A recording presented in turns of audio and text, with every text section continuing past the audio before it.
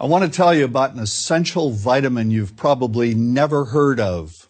If you're a parent or plan to be one, it might be more important to your child's growth than all other vitamins combined, and only you, a parent, can provide it. I call it vitamin N, the word no. More and more children, I find, are suffering from vitamin N deficiency, and they, their parents, and our entire culture are paying the price. Let me illustrate my point with a story that's quite typical. A father, I'll call him Bill, gave his son, age 5, pretty much everything the little boy asked for. Like most parents, Bill wanted more than anything for his son to be happy, but he wasn't. Instead, he was petulant, moody, and often sullen. He was also having problems getting along with other children. In addition, he was very demanding and rarely, if ever, expressed any appreciation, let alone gratitude, for all the things Bill and his wife were giving him. Was his son depressed, Bill wanted to know? Did he need therapy? His son, I told him, was suffering the predictable ill effects of being overindulged.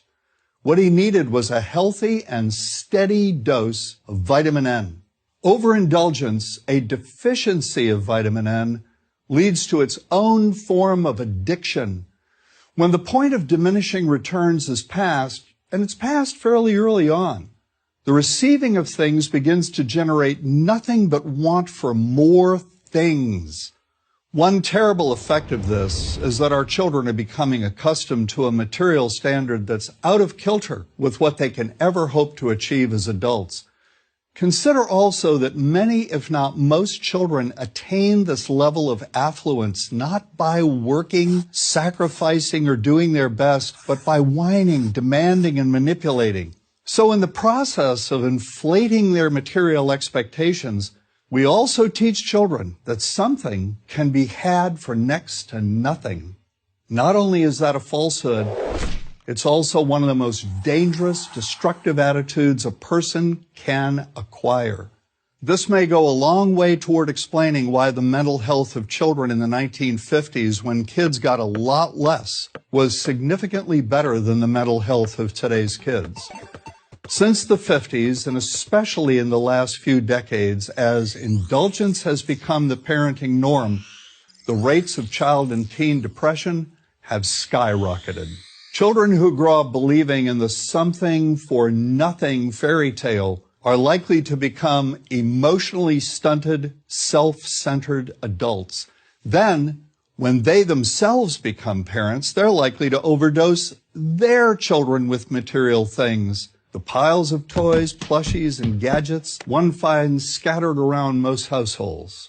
In that way, overindulgence, a deficiency of vitamin N, becomes an inherited disease, an addiction passed from one generation to the next. This also explains why children who get too much of what they want rarely take proper care of anything they have. Why should they? After all, experience tells them that more is always on the way. Children deserve better.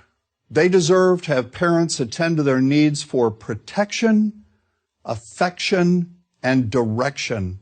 Beyond that, they deserve to hear their parents say no far more often than yes when it comes to their whimsical desires. They deserve to learn the value of constructive creative effort as opposed to the value of effort expended whining, lying on the floor, kicking and screaming, or playing one parent against the other. They deserve to learn that work is the only truly fulfilling way of getting anything of value in life, and that the harder they work, the more ultimately fulfilling the outcome. In the process of trying to protect children from frustration, parents have turned reality upside down.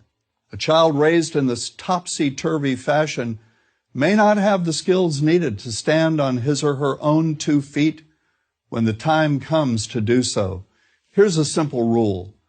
Turn your children's world right side up by giving them all of what they truly need, but no more than 25% of what they simply want.